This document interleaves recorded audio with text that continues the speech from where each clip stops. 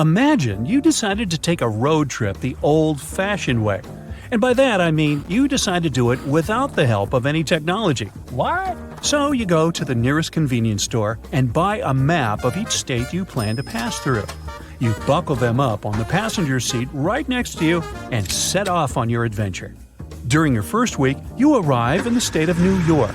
You wave bye-bye to Lady Liberty, eat a slice of pizza, and head upstate. Near the Catskills, you notice you're running low on gas and decide to stop in the nearest town to fill up your tank. You check your map, and it appears that the nearest place is a small village called Aglo, right at the next intersection. You drive a few minutes and pass through a sign that says, "Welcome to Aglo, home of the Aglo General Store." Well, this must be it, you think to yourself. But the town is strangely empty. You can't find the store or the gas station you were looking for. There are no houses. You start to think there might be a mistake. Aglo doesn't seem to exist. This story may sound made up, but it could have actually happened to anyone passing through New York a few years ago. Actually, the so-called town of Aglo is what is called a phantom settlement or a paper town. There are several of these around the world, but Aglo is probably the most famous. Paper towns are basically fake towns. That is, they don't really exist. They're made up of Easter eggs put there by map makers as a kind of copyright trap. Maps are tough to make.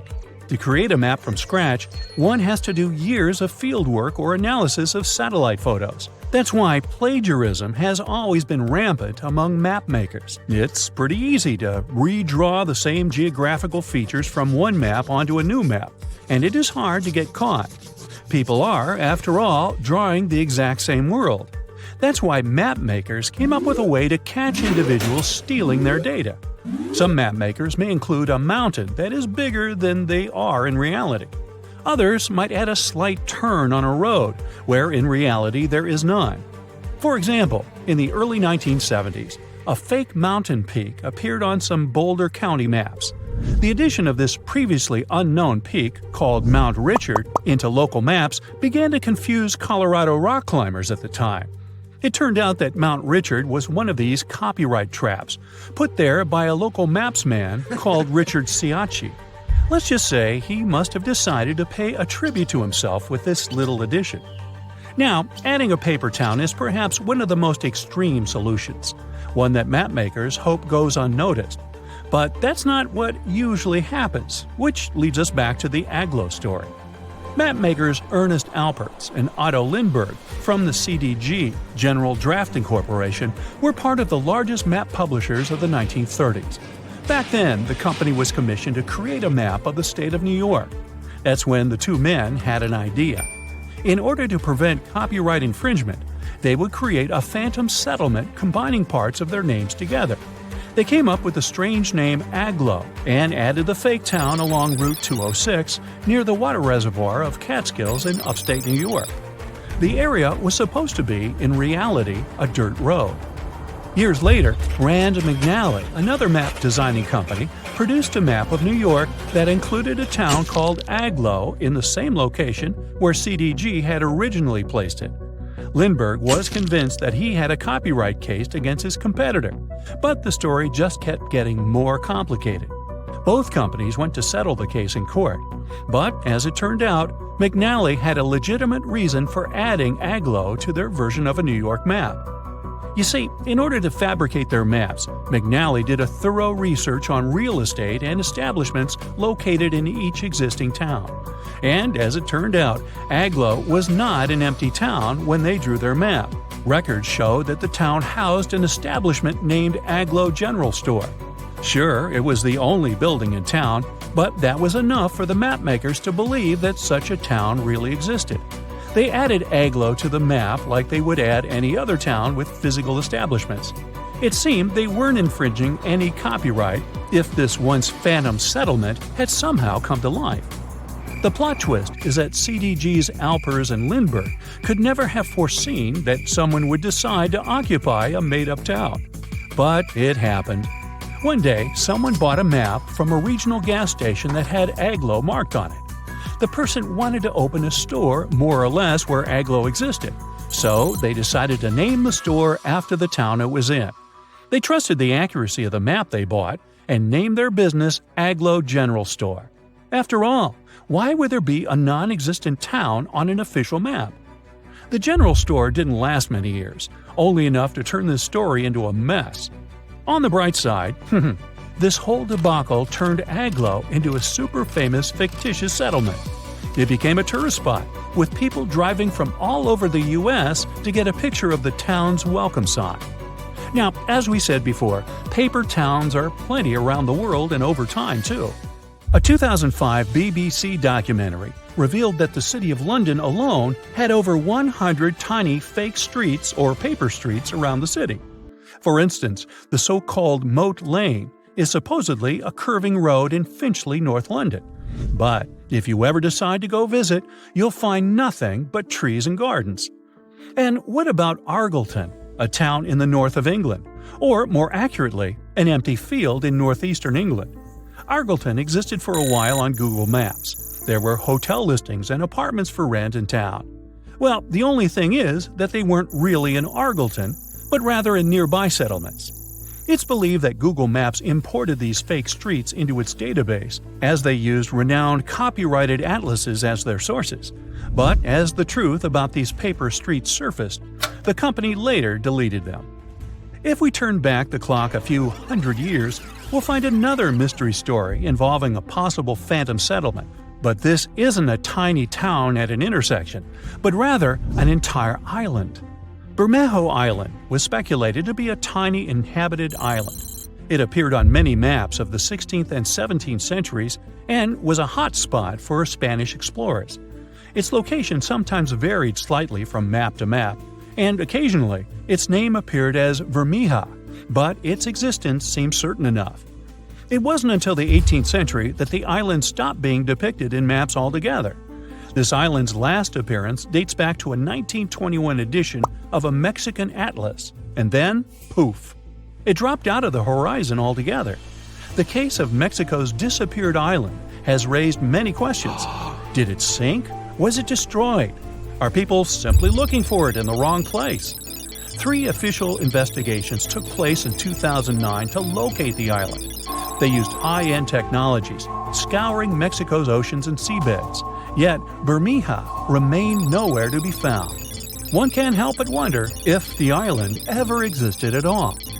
Similar to modern-day mapmakers, 16th and 17th century mapmakers had their way to trick map users. Instead of copyright traps, these fake towns or even fake islands served as a way to fool and confuse enemies and unwanted voyagers. Since a long time has gone by, it's hard to know whether Bermeja was just another phantom settlement. It stopped being depicted on maps, but this mysterious case still leaves people baffled and confused. Behind those huge steel doors is one of the most guarded places on Earth. It's known as Site R, or the Raven Rock Mountain Complex. You'll find it in Pennsylvania. The construction is 60 stories underground and is said to be a safe place for people in case of a natural or human-made disaster. There's not a lot of information online about this mysterious place, but what we do know is that it's equipped with 38 communication systems. It's obviously not available for visits via Google Earth, but you can catch a quick glance at the 2 gates that face the complex. Vatican City is one of the most famous enclaves on Earth, and it's certainly worth a visit due to its wonderful architecture and vast list of art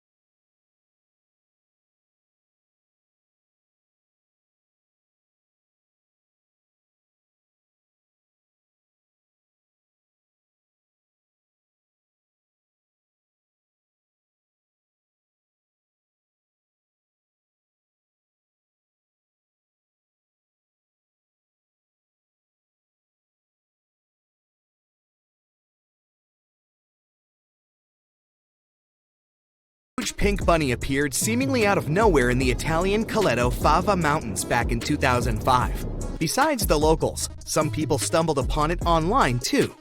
They were puzzled by the discovery. Unfortunately, that 200-foot-tall bunny is completely gone today. You can still find the images of it online though.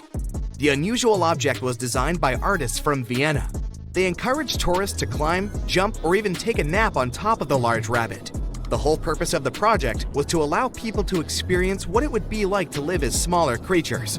The bunny didn't have any removal date at the time it was placed there and was expected to last at least until 2025. But Mother Nature had other plans.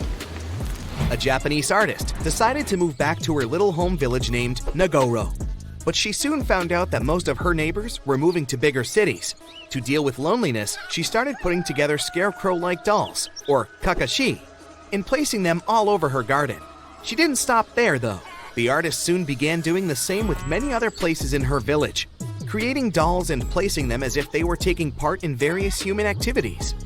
These dolls keep moving around too, but the woman likes to stay true to her story and insists she doesn't touch them. You can see the images of this quirky village on Google Maps. This weird portal was discovered via online maps in New Baltimore, New York. It gave people all sorts of bad dreams.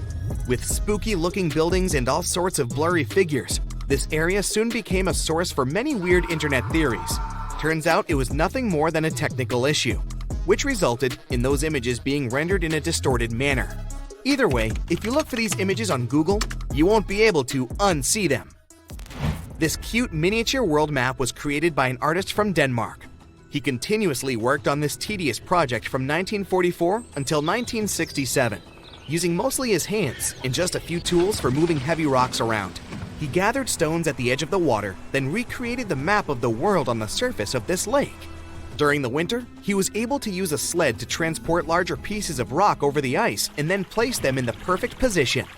Apart from the continents themselves, the map also features rivers and lakes, as well as some other famous landmarks. Care to have a look at a sea without any coasts? Search for the Saraso Sea. You'll find it in the northern Atlantic Ocean. This weird sea is surrounded by 4 ocean currents and no dry land at all. It got its name from the seaweed that grows there, sargassum. Fingerprints on the lens of a satellite camera? You may be tricked into thinking this if you search for the Finger Maze. It's located in the city of Brighton, UK, and is a large fingerprint created in Hove Park. It also has a maze at the center. It can be really hard and time-consuming to look for wild animals on Google Earth, but the Geo browser does have a nice feature that can help if you're eager to see hippos and flamingos in their natural habitat. Try Googling animals from above and start scrolling through these images. This unique feature can take you from Kenya to Namibia and even all the way to Antarctica, where you can see emperor penguins.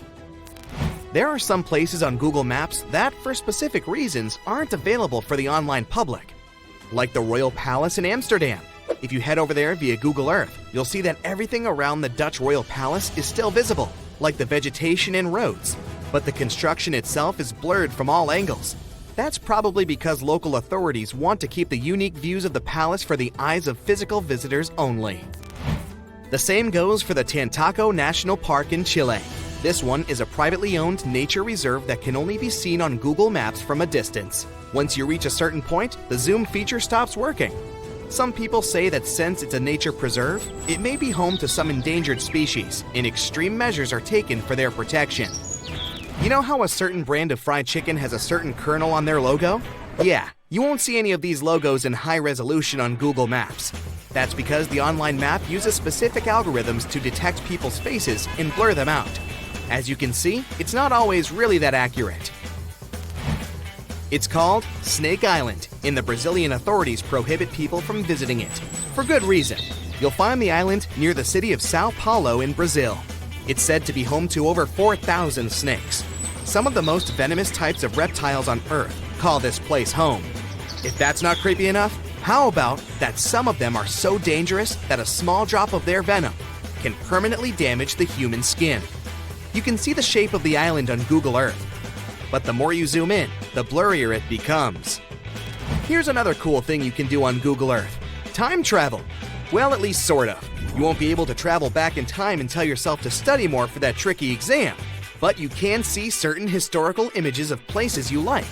You can check if this feature works by looking at the upper left corner of the screen. If you can see a small icon with a clock, it may allow you to scroll some years back. But you can also see how sunlight affects Earth if you turn on the sunlight feature. Have you ever wondered how cool buildings of the future are going to look?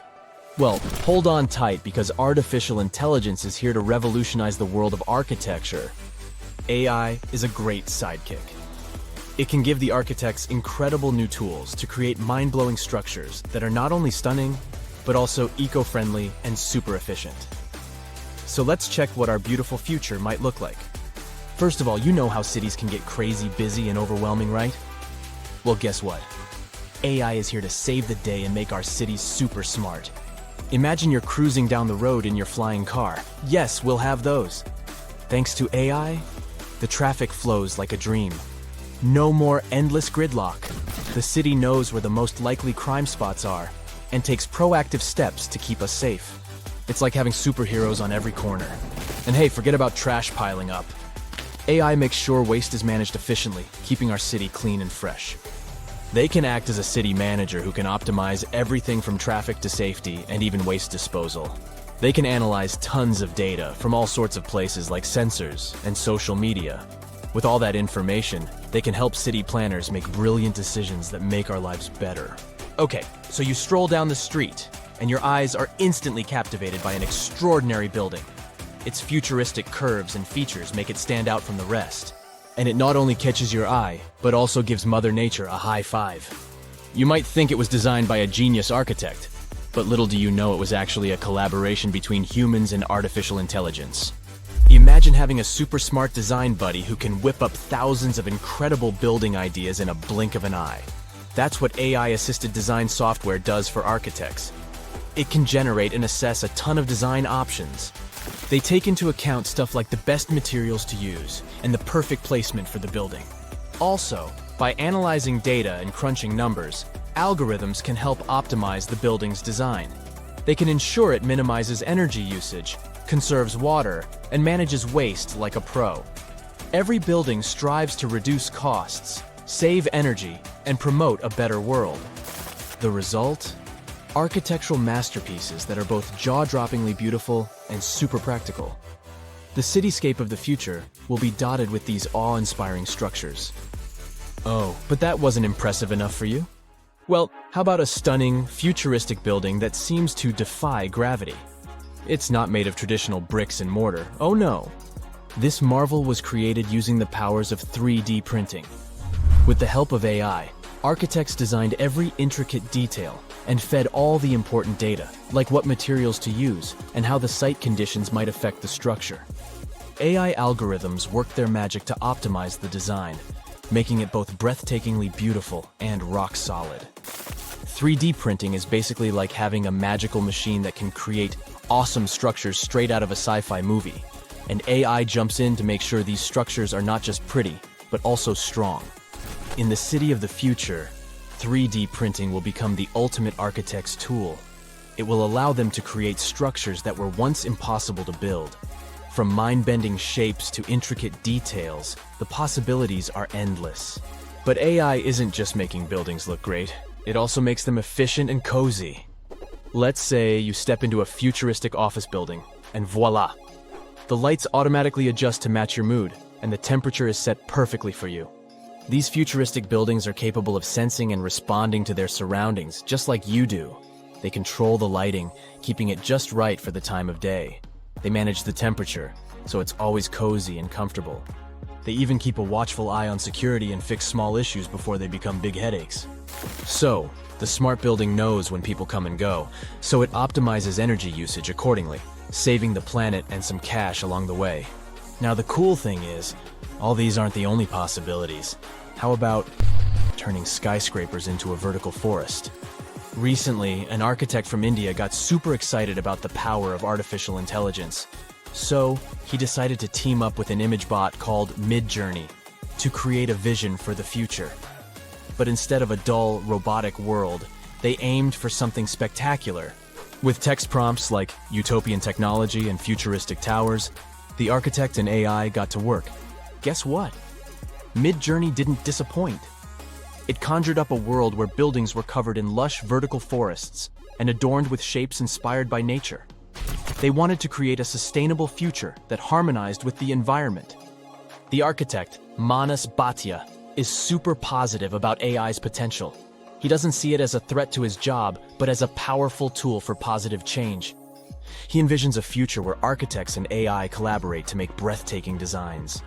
In his project, Bhatia even asked the AI to imagine symbiotic and hollowed structures, and it responded with pictures of apartments nestled within hollowed-out trees. Imagine a world where the building itself becomes a living, breathing part of nature.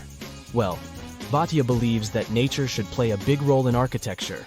He loves designing structures that embrace nature's beauty and functionality.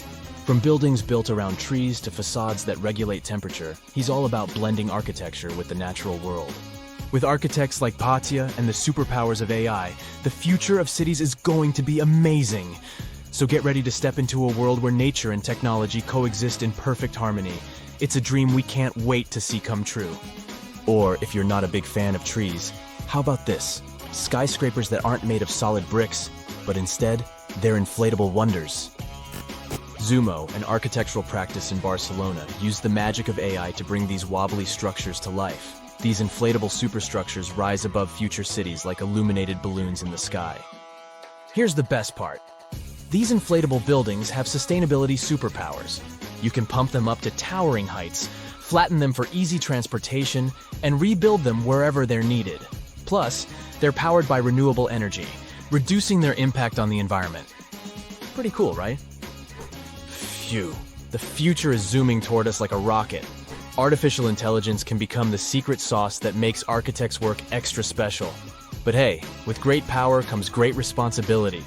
We need to use AI wisely and ethically. For now, we don't have to worry about machines replacing architects. Artificial intelligence still needs a human hand, or else we might end up with buildings that look like mashed up bananas or ice cream cones, unless that's your thing. In addition, humans have one important advantage. They, well, are humans. We need to keep in mind that artificial intelligence doesn't have emotional intelligence. It's a brainy genius, but it can't fully understand the feelings and vibes we humans crave in our spaces. So, we must remember to infuse our designs with that human touch, those warm and fuzzy elements that make us go, "Ah, I feel right at home." And let's not forget that AI is still learning. It's basically just taking its first steps, and we need to be patient and give it time to grow. Rushing things too quickly could lead to wonky designs or buildings that look like a jumbled puzzle. This might look cool if you like avant-garde architecture, but for regular folk, no thanks. So, as the future unfolds at warp speed, let's embrace the wonders of AI in architecture. But let's also remember to balance its brilliance with our own human touch. Together, we can create a future where buildings are not just functional, but also filled with heart and soul. It's an adventure that's out of this world. Well, looky here. It's New York City, the Big Apple, the city that never sleeps. Hong Kong on the Hudson, the greatest city in the world. New York, New York, the city so nice they named it twice. All right, I'll stop. You thought you knew this city so well, but underneath all that glitz and glamour is a facade, literally. New York is populated with some of the most iconic urban buildings in the world and home to some of the most unique and famous towers. Who would have known that New York was a front for fake buildings? And the cool thing is that there are plenty to search for. Okay, I'm adding that to my bucket list. So the question is, why do they put these fake buildings all over New York? The city is one of the most vibrant places in the world and requires many infrastructures to keep the city in motion. That means having many industrial structures and buildings in every major district. New York is charming for the design and the buildings. Imagine having industrial structures right next to your favorite pizza parlor or hot dog stand. The designers thought ahead and decided to disguise those industrial infrastructures as fake buildings. They blend with the city so well that they don't stand out. They look like your good old apartment or housing unit with a front door, real-life windows, and even charming balconies where people would hang out. The only thing is that there's nothing behind the facade and no one is allowed inside. So, where in the world can you find these fake buildings? For starters, one of the most popular fake buildings is in Brooklyn. At 58 Gelada Street, you can find a very typical neighborhood. But between the buildings stands a brick building with a slightly deeper shade than the rest. It has bright open windows that blend in with the rest of the buildings in the neighborhood, except that they're blacked out. At first glance, you might not think of it as anything, but if you pay close attention, the building looks like a glitch from a video game. It was built in 1847, way before New York was considered glamorous. Originally, it was meant to be a regular building, but in 1908, they converted it into a fake building. Don't think you can just try to break in. Even if you could, it's pointless, because it's part of a ventilation fan for the subway. It also serves as an emergency exit for some of the surrounding buildings. Actually, throughout New York, many fake buildings exist to disguise the subway vents for the smoke to escape. All the way to 415 Bruckner Boulevard, the Bronx, this townhouse was designed by the Switzer Group, which is an interior architect company.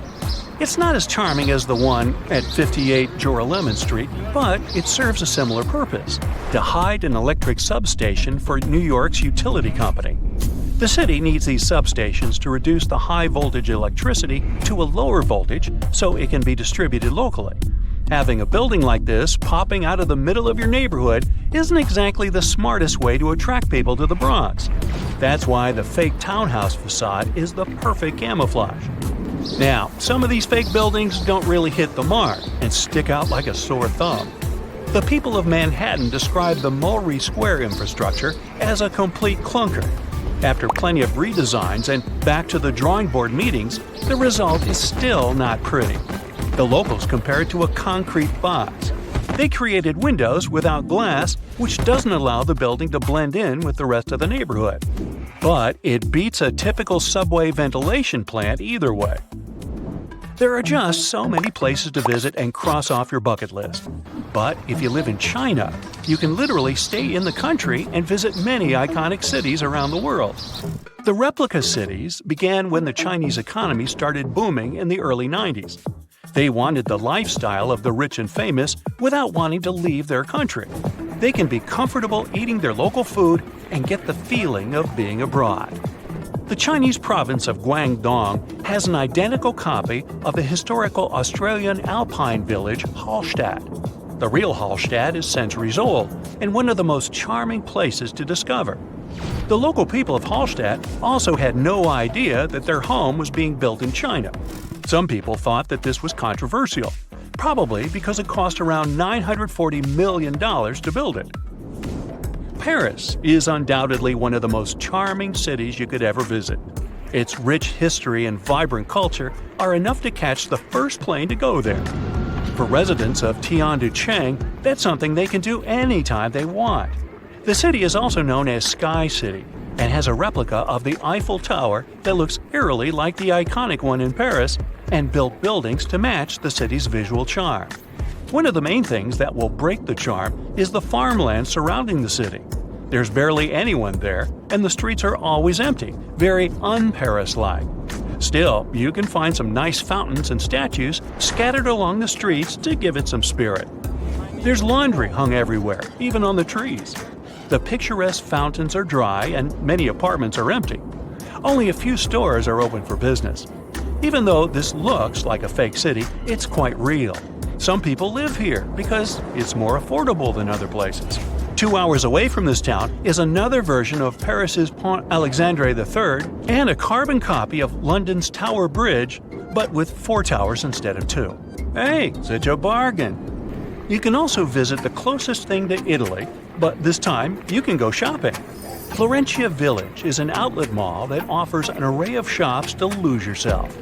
The good thing is that this was built by an Italian developer to capture the essence of an Italian village. It has fountains, canals, and mosaics for proper aesthetics. It began in 2011 and has more than 200 shops with many Italian brands and British, US, and Chinese brands as well.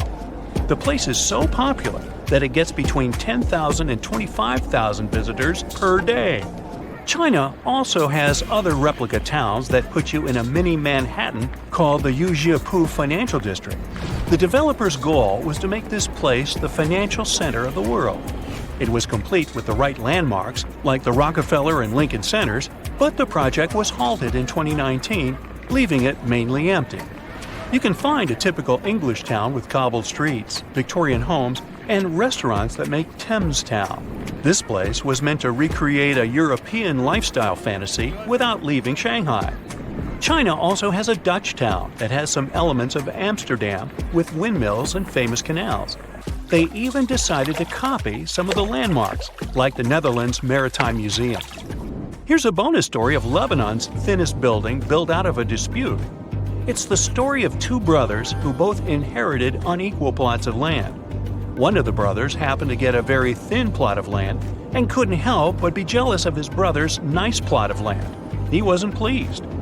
Both of the lands overlooked the Mediterranean Sea in a lively neighborhood of Beirut.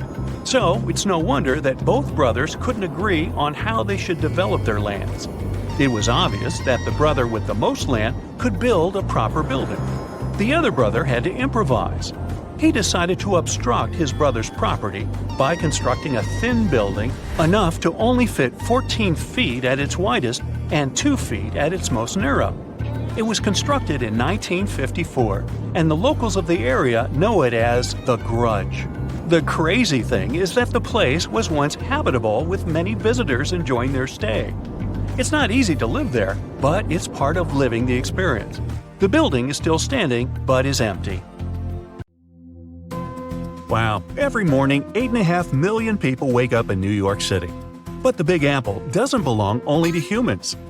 This is the city of ants. There are 17 billion of them here.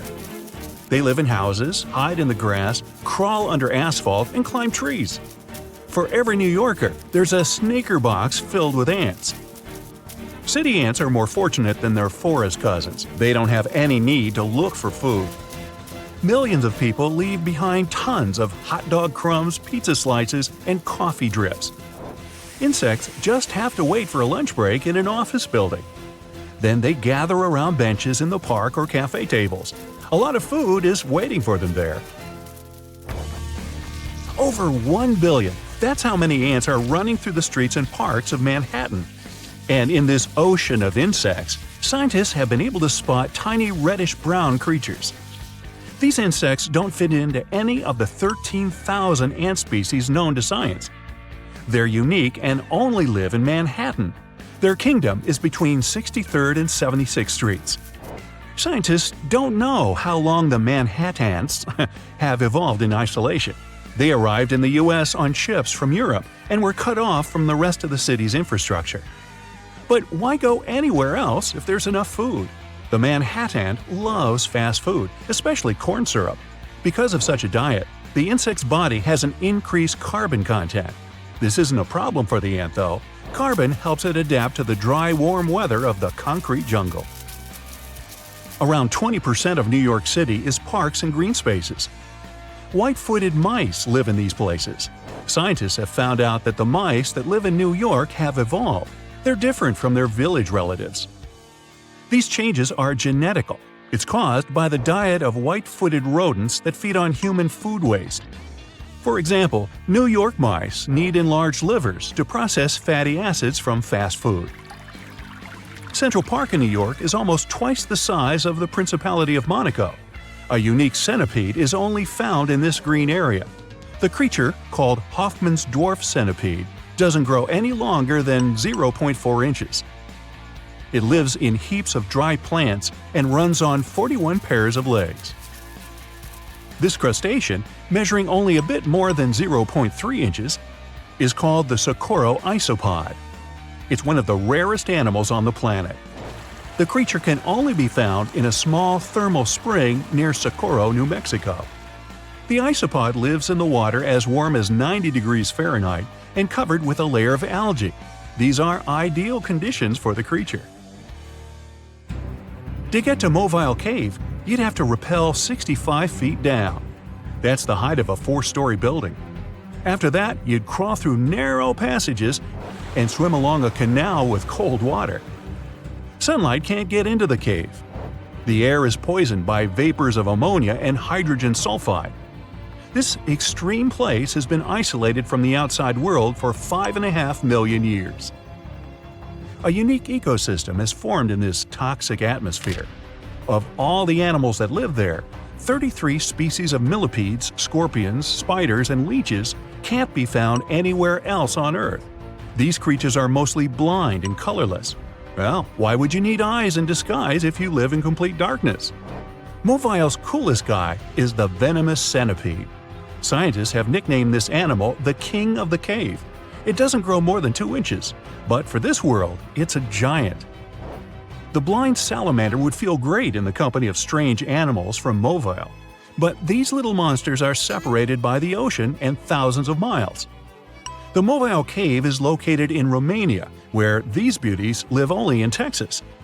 Their home is an underground body of water in the San Marcos area. These salamanders grow to be 5 inches long. The name makes it pretty clear that the animal is blind.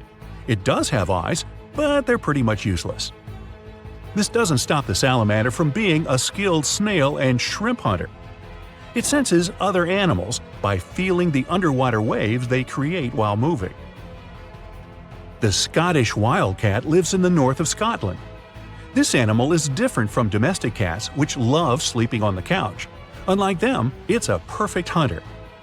The creature is 25% larger than the average cat. It's muscular and long-legged. The wildcat's tail is blunt and fluffy, covered in black rings with a black tip on the end. The quokka is called the world's happiest animal. Just look at its smile. This fluffy animal seems to always be ready for a photo shoot. Quokkas are only found in Australia. Around 10,000 animals live on Rottnest Island and several other locations. The creature's cute smile is an evolutionary trait. An open mouth helps it breathe and regulates its body temperature. Oh, by the way, if you try to feed a quokka, you'll have to pay a fine of more than $200. This baby will feel comfortable even if you put it on your little finger. The animal lives only on the island of Madagascar. Scientists have found just 2 tiny reptiles, a male and a female. The researchers have named the Nano Chameleon Brookesia nana. It's a mystery to them why it doesn't grow larger than a sunflower seed. The next animal on the list also lives only in Madagascar. Locals call this creature Ai. The unusual lemur spends most of its life in trees and leads a nocturnal lifestyle. This might explain why it looks so tired. Even though the Ai is a lemur, its teeth are like those of a rodent. Its claws resemble sloth's claws, and its body looks like that of a monkey. The animal's fingers and toes are especially frightening. They're long and thin, with pointy claws. Get equipped for any season with brand new Brightside merch. Click the link and grab your print. This is a giraffe with its trademark long neck. A zebra is grazing nearby. Black and white stripes on its body help the animal reflect sunlight during the day and keep it warm at night. But what if you combine these animals? No need, nature has done this work for you. The Okapi looks like a giraffe with a short neck, horse body, and zebra stripes on its legs. The Okapi has a long tongue. Males have small giraffe horns on their heads. You can only meet these unusual animals in the African rainforest. If you decide to travel around Africa afterward, you must visit the Ethiopian highlands. That's where you see unique Gelada monkeys.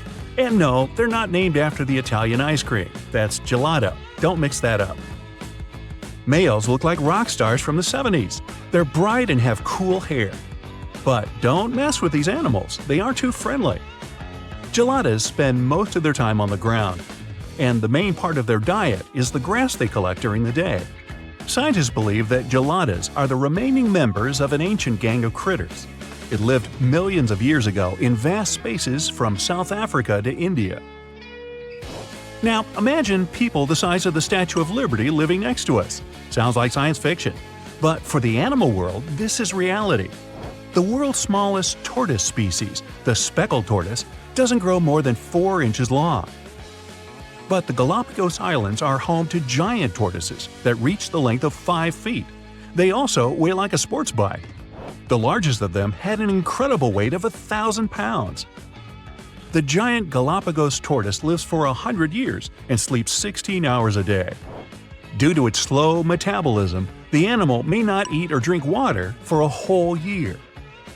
Millions of years ago, lizards from South America climbed onto a log.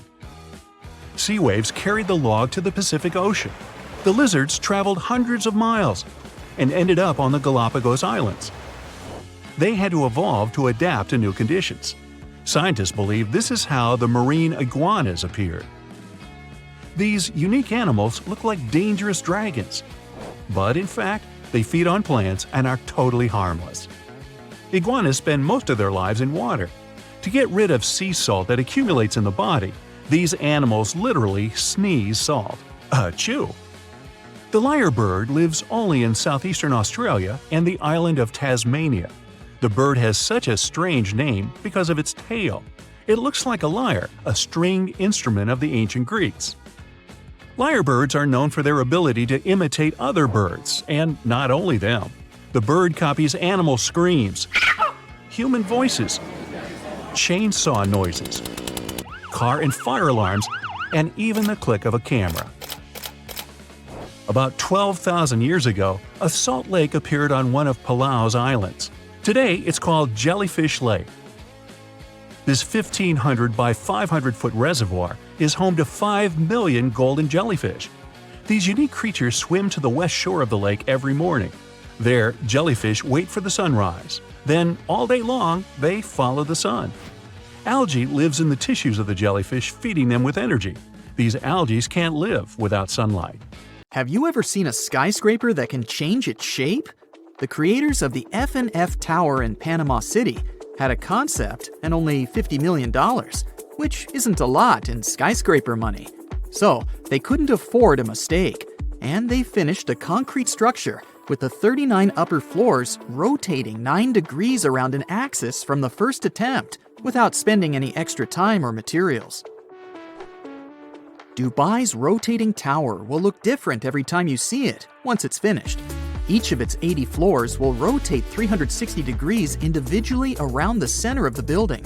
The lucky residents will be able to control that rotation, which means they can choose their view from the window.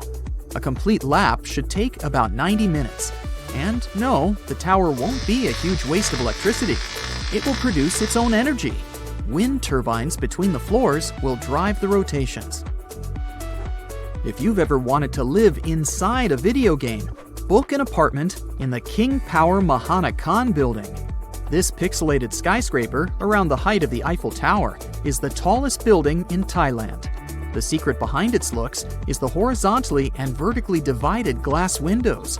It took 5 years to finish this beauty with over 200 apartments, a hotel, luxury shops, restaurants, and one of the most breathtaking viewpoints in the world. The Libyan International Building features one of the world's tallest artificial waterfalls, running right down its side. No worries, they only turn it on special occasions, and it uses a mix of recycled tap water and rainwater. When it started running for the first time, the non-informed locals even reported a huge water leak. The Cybertexture office building in Mumbai looks like a huge egg made of glass and steel. It was actually inspired by a vessel that, like our planet, has its own ecosystem. To bring down the heat levels inside, the architects chose the ideal orientation and added sun shading and an underground cooling system. The Marina Bay Sands in Singapore seems like a Stonehenge look-alike, but its architect claims that he was inspired by a house of cards. The horizontal one is balanced on the 3 vertical ones. They are 3 55-story hotels with restaurants, nightclubs, gardens, shops, museums, and movie theaters. The horizontal card is an infinity swimming pool with the best view of the city for up to 4,000 visitors. The pool hangs at the height of the 57th floor, and it feels like nothing is holding it. The dancing house definitely stands out among the more traditional architecture in Prague. The nickname for the house is Fred and Ginger. The stone tower symbolizes the famous dancer Fred Astaire, and the glass tower, his partner, Ginger Rogers. There's even imaginary hair on top of Fred's tower. 99 concrete panels support the dancing shape, all of them of different dimensions. Umeda Sky Building, twice the height of Big Ben, consists of 2 towers of glass and steel to the north of Osaka Station. The floating garden observatory connects the towers on top. Although the building is in a huge city, the skywalk is so high in the clouds that the only thing you'll hear up there is the wind. If you're scared of heights, you can visit an urban garden, a theater, an art museum, or one of the many offices closer to the ground inside the building. Architect Octavio Mendoza owns probably the largest piece of pottery in the world. If you're ever in Colombia, ask the locals for directions to the Flintstone House. Yes, they call it that for a reason. The official name is Casa Terracotta, and the architect only used clay to build it. He let it bake and harden in the sun, which transformed the pliable material into solid ceramic. Every curve of the building is designed after the surrounding hills. All the furniture inside is also made of clay. Mendoza is determined to work on the casa for the rest of his life.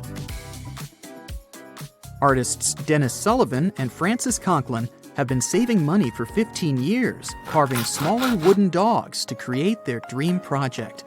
The Dog Bark Park Inn in Cottonwood is a 12-foot beagle that stands proud in the Idaho prairie.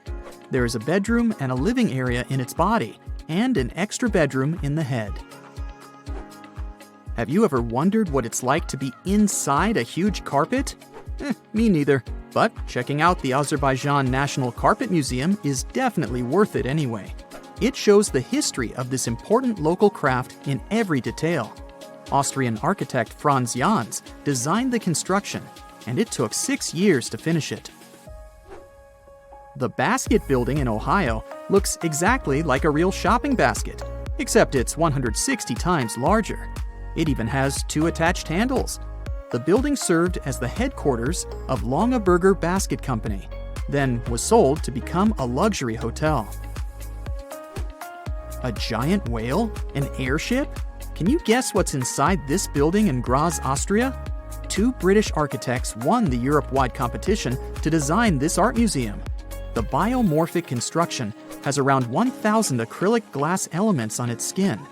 During the night, it can send light signals and messages to people on the other side of the river. It takes in daylight from the north through nozzles on its top. The needle is a viewing platform. The Half House in Toronto, Canada, was built in the late 19th century and was one of 6 identical houses standing next to each other. When developers came to this area, the owners of all the other houses agreed to move, and this one wouldn't go. A demolition crew showed some impressive skills as they managed to tear down the neighboring house without doing any damage at all to what is now the Half House. The white exterior wall used to be load-bearing, dividing the neighbors' bedrooms and living rooms. One wrong move of the excavator, and the entire construction would become ruins. The Shell House in Isla Mujeres, Mexico, stands by the ocean, was inspired by the ocean, and looks like one of the ocean's symbols. The house is shell-shaped and covered with shells from nearby beaches. Architect Eduardo Ocampo designed this beauty as he wanted to have a one-of-a-kind house for his brother to come and visit more often. Now it's up for rent for vacationers. The Bubble Palace, not far away from Cannes in France, was designed by a Hungarian architect and purchased by Pierre Cardin. In case you have a couple of spare million, you can buy this interesting property. You'll get 10-bedroom suites decorated by contemporary artists, gardens, water ponds, a swimming pool, and a 500-seat outdoor auditorium with an awesome view of the Bay of Cannes as a bonus. Can you find one house standing straight here? I know, I also failed. All the cubes in the Cube House in Rotterdam are tilted 45 degrees at their side. The idea here was to make the most of the space. Dutch architect Piet Blom designed the houses in the late 70s to look like an abstract forest. Each triangular roof represents a treetop. The houses stand at 3 floors tall, with an entrance on the ground floor, an open kitchen, and a living room on the first floor, as well as a bathroom with 2 bedrooms on the top floor. The Boot in Tasman, New Zealand is a hotel that looks like it comes straight out of a children's book. It even has legit shoelaces. There's a spiral staircase, cozy fireplace, kitchenette, and a bedroom with a balcony. If you ever find yourself in Mitchell, South Dakota, be sure not to miss out on their key tourist attraction, the Corn Palace. The locals have always been so proud of prairie gold that they first built a palace out of corn back in 1892 to prove to the rest of the world how fertile their lands are. What you can see now is the rebuilt version. Every year, they put new corn in 13 shades to form new beautiful murals.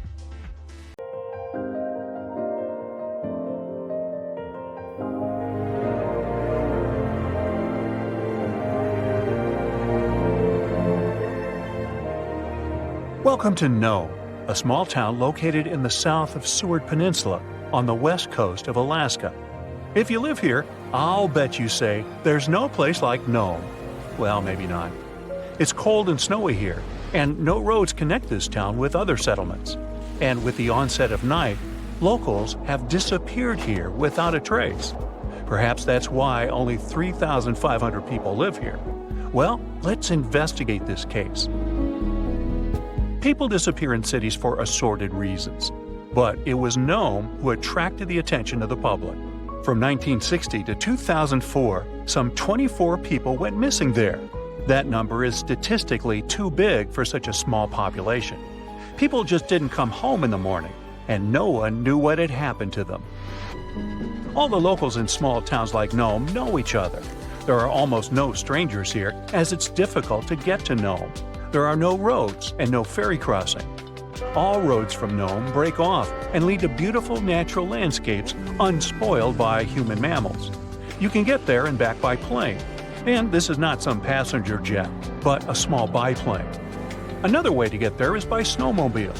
By the way, Nome is the ultimate point of the famous dog sled race, the Iditarod. Also, you can pay locals from neighboring villages and towns to bring you to Nome by motorboat. But despite this, the town has become quite famous. The frequent disappearance of people finally got needed attention. The whole world found out about Nome, and in 2009, Hollywood even made a movie about it.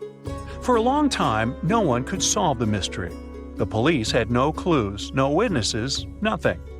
There are long, cold nights here in winter, and the air becomes so cold that a glass of water freezes in minutes. Snow can fall constantly. Therefore, if someone leaves the town at night, snow will sweep all traces away by the morning. Of course, people began to come up with their own theories. The most popular one was about someone who took people away by force. The police didn't find any evidence that some person could do it. So, if it's not a human, it could be some beast. And again, police found no evidence to support this version. After that, people started thinking that creatures from other planets caused these disappearances. Many locals were sure that the town was a popular destination for extraterrestrial spaceships. The plot of the Hollywood movie, The Fourth Kind, was based on this version. More time passed. Finally, the police and the FBI launched a large-scale investigation, and they uncovered the truth. They realized that the stories about missing people were exaggerated. The popularity of Nome and the constant talk about fantastic things made people believe in the reality of these versions. Now, let's assume that some of the appearances were made up. But still, many people are gone. What about them? The answer is bars and harsh weather. Entertainment venues are open at night. Some locals have fun, leave the bar, and go home. At this moment, a heavy snowstorm begins. Visibility drops to zero, and the strong wind knocks you down. This way, a person might simply get lost. And that's it. The truth turned out stranger than most versions.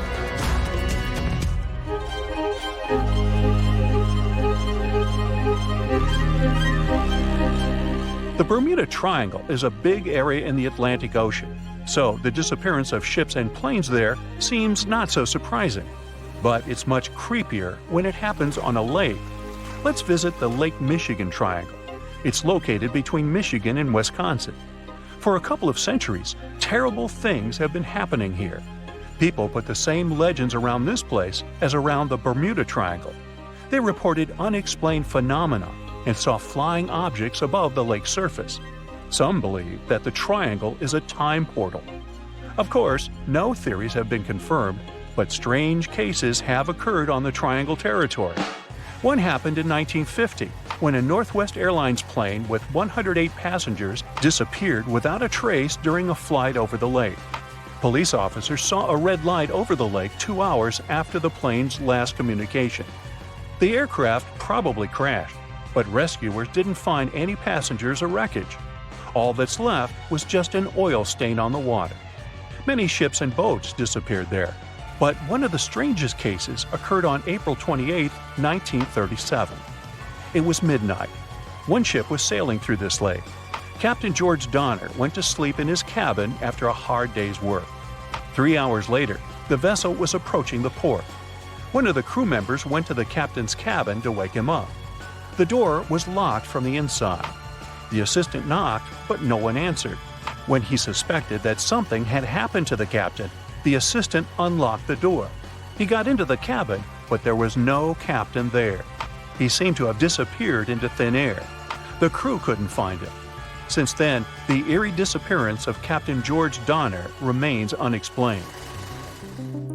Meet David Paulides. In 2008, he finished his career as a police officer and began to study the mysterious disappearance of people in Europe, the USA, and Canada. He found out that most people went missing in the U.S. national parks. Over the past 150 years, more than 1,100 tourists have vanished there. Many of them were experienced travelers who knew how to survive in harsh wild conditions. David has written about these mysterious vanishings. He pointed out that some of them didn't disappear, but were found alive. They woke up somewhere in the forest and didn't remember what had happened to them. The creepy detail of all these cases is that most missing persons were young. Another detail is that many went missing before hurricanes. There are too many riddles and not enough answers in this case. Then there's the Saraso Sea in the northern part of the Atlantic Ocean. This is the only sea that doesn't have shores on land. It's called the sea only because it's defined by ocean currents. Also, golden brown algae grow in this area's bottom, making it seem like an orange spot in the middle of the endless ocean. The Saraso Sea became famous because, in the 19th century, one of the most famous phantom ships in history sailed here. In 1872, a brigantine sailed through the Saraso Sea. Its captain spotted another ship a few miles away. He lit a signal fire, but received no response. Then the captain decided to sail closer to find out what had happened. On the hull of the mysterious ship was the name Mary Celeste. The captain of the brigantine and several crew members went on board. They walked around the deck and looked into the cabins and the hold. Everything was in place, but there were no people. The cargo and barrels remained untouched, so pirates didn't attack the vessel. The only damaged thing on the ship were the sails. They were torn to shreds. All documents except the logbook were missing from the navigator's cabin. The last logbook entry was added on November 24, 1872. The crew of the ship was never found, and this was one of many cases. In the 20th century, from the 60s to the 80s, there were many reports of empty boats and yachts floating on the sea. Also, some entire ships disappeared without a trace. All these cases still remain a mystery. According to one version, the four-sided current forms water funnels. Whirlpools can quickly pull a ship into the depths of the sea. This explains the disappearance of boats. But what about cases when the vessel is still on the water without a crew? Sometimes these whirlpools can create wind vortices. They're like little tornadoes. What if these whirlwinds are powerful enough to throw people overboard and tear the sails? Yeah, the theory seems too fantastic. So, what do you think happened? So, imagine you're 15 and you get bored of playing video games. Instead, to pass the time, you decide to give some attention to an old hobby of yours, tracking down lost Mayan cities. You've heard that some ancient civilizations are said to have built entire cities based on constellations, so you decide to check out whether that was true for the Mayans. You find a book containing all the constellations the Mayan civilization believed to exist. You open good old Google Maps and map every ancient Mayan city discovered to date. You start seeing that this information actually matches. And truly, the biggest ancient Mayan cities correspond to the brightest and biggest stars of the Mayan constellations. Okay, this is getting interesting. You manage to map out over 100 ancient cities when you suddenly notice something strange. There's an area in the Yucatan Peninsula in Mexico where archaeologists have unearthed 2 Mayan cities. But on the constellation map, there are 3 stars. Could this mean there is a long-lost city waiting to be discovered nearby? You might think this sounds too daydreaming, but the story is actually true. The previous account happened to a Canadian teenager named William Gaddery. The boy is known as a science genius and had even won an award for the constellation theory we presented just now. When he noticed that a 3rd city was missing from the 23rd constellation he was examining, he began to scour the internet for satellite pictures that could help him solve this mystery. He looked into images from NASA, JAXA, a Japan-based satellite company, and Google Earth. These images were still insufficient to answer his questions, so he reached out to a friend inside the Canadian Space Agency. His friend provided him with state-of-the-art satellite imagery that gave him the answer he was looking for. According to the images, there is a large square area right on the border of Mexico and Belize, which looks like the remains of a city. William took the images to a remote sensing expert known as Dr. Armand Larocque from the University of New Brunswick. They studied the images thoroughly and concluded that the area could be housing 30 buildings and even a large pyramid. The scientific and archaeological community went crazy with the 15-year-old's discovery. Could this really be true? Some background. Lost Mayan cities began to be unearthed in the mid-20th century. Since then, ruins from cities such as Tikal, Palenque, and Uxmal have been rediscovered. The Mayans were one of the biggest pre-Columbian civilizations living in the Americas. They began to settle in the area as early as 1500 BCE. Experts believe that, at its height, the Mayan civilization consisted of over 40 cities with a population of millions of people. That's a crowd. And their cities were pretty interesting. Their civilization spanned over Mexico's Yucatan Peninsula, Guatemala, and Belize. They survived mainly on agriculture, so they developed a complex irrigation system in most of their cities. They built a series of ceremonial buildings, pyramids, plazas, and even courts for ball games. The Mayans were keen pyramid builders, but they also developed an advanced astronomical system.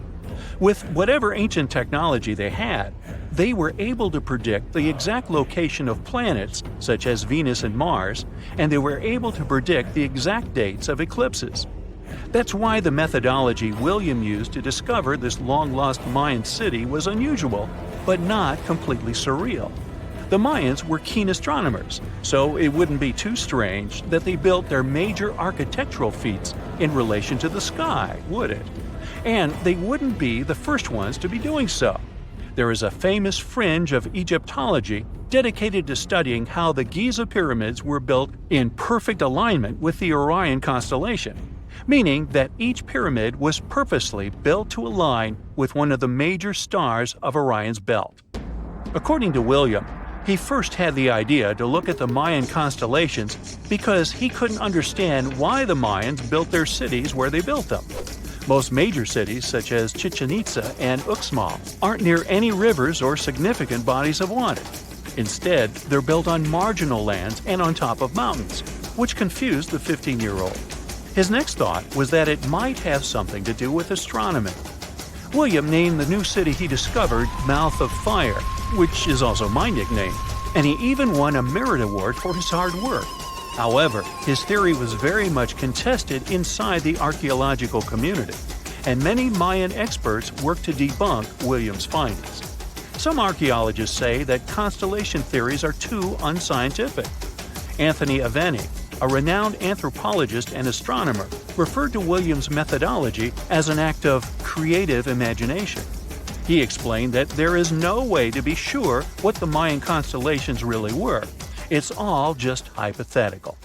Another debunking of Williams' findings came from Mayanist David Stewart, who said that the object identified on the satellite imagery is nothing but an old cornfield. His claim was supported by an expedition that took place near the area in 2021, when the archaeologists present reported there was nothing at all in this area. Still, a 15-year-old boy almost found a long-lost Mayan city, which is pretty exciting if you ask me. Similar techniques as those used by William are actually being used to unearth lost civilizations all over the world. According to space archaeologist Sarah Parquet, satellite imagery has been a key player in discovering ancient cities in Egypt and other places. Sarah herself spends most of her days scouring images for any sign of where there could have been cities long ago. What happens, she says, is that any time you have something buried, it's going to be covered either by vegetation, soil or sand, or some other modern construction on top of it. In order to assess whether there is something hidden under large canopies of vegetation or not, she uses infrared technology, for instance. A major recent discovery in Brazil was done in a similar way. Satellite imagery detected a network of trenches dating back to 200 to 1200 CE. These suggest settlements that could have supported around 60,000 people. But in this case, the satellite imagery did indeed correspond to what was on the ground. Researchers from the University of Florida found several mounds that were accompanied by ditches and geoglyphs.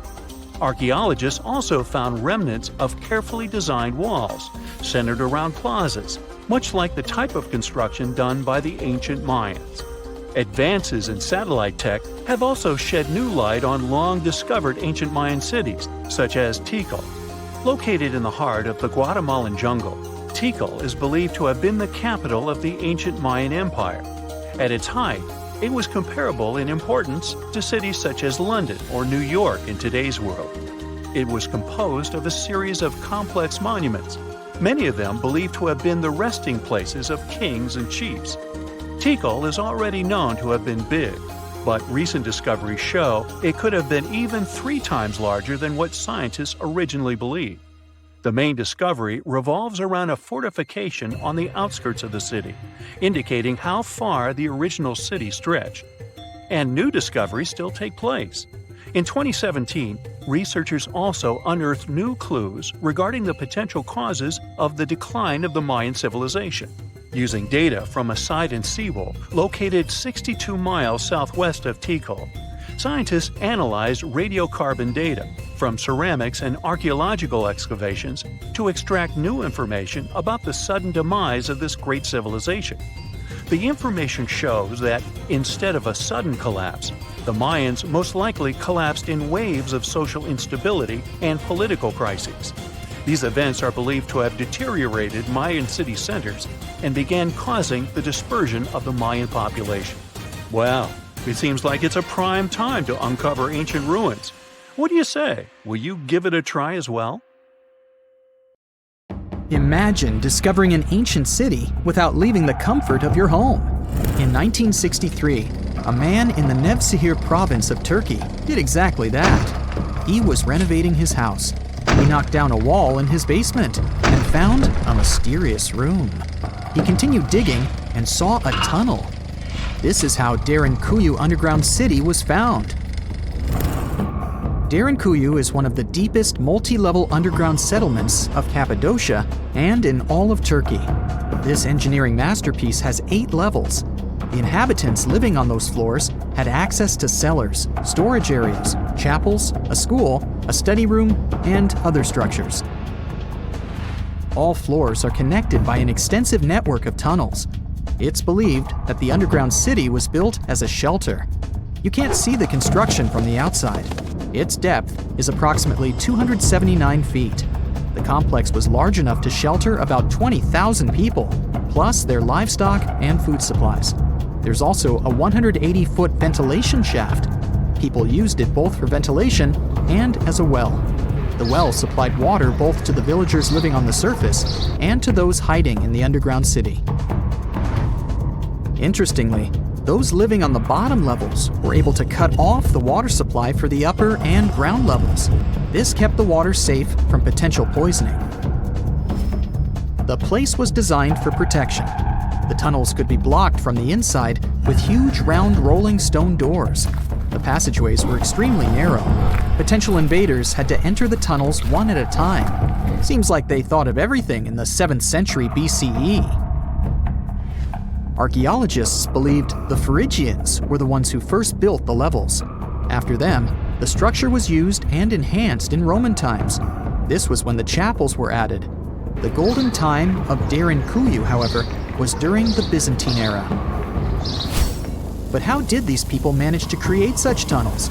Well, the rock they carved them into wasn't usual. It was soft volcanic rock. It appeared due to a geological process that began millions of years ago. Volcanic eruptions covered the area in thick ash. It then solidified into this soft rock. When the natural forces of wind and water eroded softer parts, only hard elements remained. Fun fact, fairy chimneys are also made of intricately shaped volcanic soft rock, but they formed naturally without any human intervention. I'm still in Turkey, but this time, my destination is Çanakkale, where a myth came to life. For 3,000 years, people believed that Homer's Iliad was fiction and that Troy never existed. In 1863, everything changed. Expatriate Frank Calvert discovered ancient ruins in western Turkey. He was convinced they belonged to the ancient city of Troy. Heinrich Schliemann examined this area in 1868. That's when Troy saw sunlight again after all those centuries. Troy has complex layers. Over the years, 9 ancient cities were built on top of one another. Historians say that the area was strategically located between Europe and Asia, so it became a prosperous trade and cultural center. This strategic position made Troy attractive throughout history. After the Trojan conflict, the city was abandoned between the years 1100 to 700 BCE. Then Greek settlers rediscovered the area, and Alexander the Great ruled there. The Romans then invaded the city. Speaking of this event, the first thing you would see when visiting the site is a replica of the wooden Trojan horse from a movie shot in 2004. The next stop is Lothal.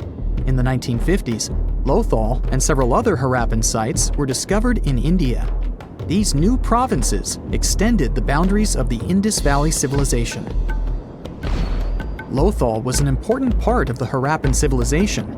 It had vast cotton and rice fields. Plus, it had a bead-making factory. Beads were made from semi-precious stones, like agate.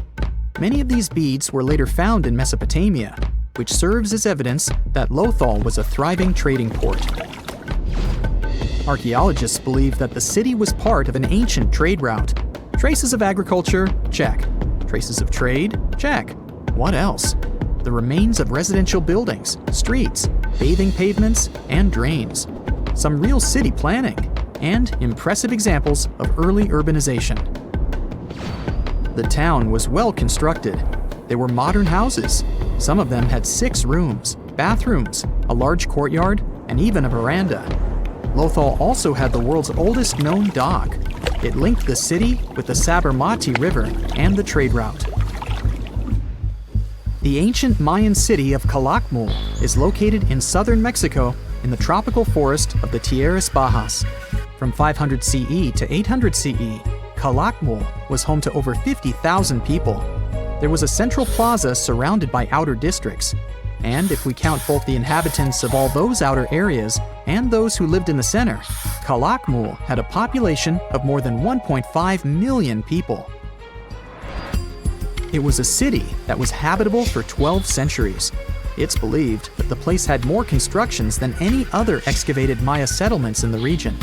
After 1000 CE, the Maya civilization there faced a downfall.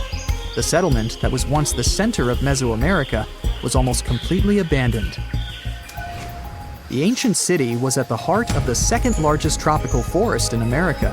The site is well preserved, so today, if you were to visit it, you would be able to picture what life looked like in ancient Mayan times. The city remains include architectural complexes and sculpted monuments, defensive systems, quarries, water management features, agricultural terraces, massive temple pyramids, and palaces, not to mention a variety of body ornaments and other accompanying objects. It proves that complex, state-organized societies lived in this tropical forest. The Mayans depicted nature in their paintings, pottery, sculptures, rituals, and even food. I'm moving on to a place people thought didn't really exist. The city of Thonis Heraklion appeared only in a few inscriptions and ancient texts. Turns out, it was waiting to be discovered for thousands of years. Scientists searched the majority of the coast of Egypt. But then, archaeologist Frank Gaudio and his team detected a colossal face looking at them from under the water. The ancient city of Heraklion was discovered completely submerged 4 miles off Alexandria's coast. In the ruins of the lost city, there were 64 ships, 700 anchors, and a treasure trove of gold coins. Archaeologists consider a 16-foot tall statue and the temple remains the most important findings discovered by the expedition. Back then, the city had ceremonies and celebrations that took place in the Temple of Amun. The ruins and artifacts were made from granite and diorite, so they were in good condition even after having been in contact with water for centuries. They give people a glimpse into what life was like 2,300 years ago in one of the most important trade ports of the world. The city had a network of canals. You can think of it as an ancient Egyptian Venice. The canals linked many separate harbors and anchorages. Towers, temples, houses, and other structures were also linked by bridges. Thonis Heraklion was the country's main port for international trade and the collection of taxes. No one really knows how the city ended up submerged, but archaeologists connect it with natural causes. At the end of the 2nd century BCE, most probably after a flood, Heraklion got covered with water. Then, Alexandria, the city founded by Alexander the Great, became more glorious than Heraklion. Before Alexandria's fame, Heraklion was the main port of entry to Egypt. So, after the disaster, many ships heading for Heraklion had to change their route and go to Alexandria. Heraklion lost its glory until its rediscovery in 1933. Mesa Verde is an American national park in Colorado. The park is the largest archaeological preserve in the U.S., with more than 5,000 sites, including 600 cliff dwellings. Mesa Verde means green table in Spanish. The name comes from the shape of the mountains in the area, with flat tops and steep sides. The park is an ancestral Puebloan archaeological site. Starting from 7500 BCE, a group of nomadic Paleo-Indians seasonally lived in Mesa Verde. They were hunters, gatherers, and crop farmers. They built the first pueblos in the region. By the end of the 12th century, the Mesa Verdeans began constructing massive cliff dwellings, which are now the best-known structures in the park.